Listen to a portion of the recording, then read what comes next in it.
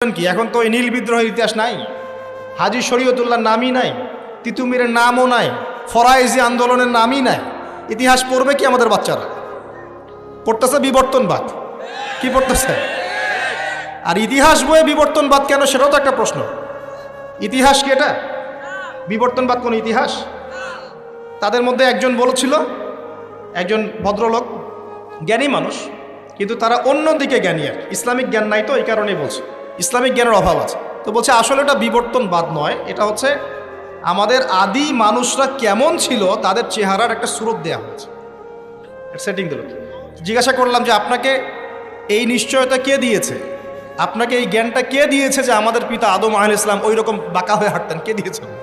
আপনি দেখেছেন? আপনি কি দেখেছেন যে আমাদের আদি পিতারা ওই রকম দেখতে ছিল? তাহলে এটা এখানে প্রতিষ্ঠা করলেন কেন? কি প্রমাণ আছে?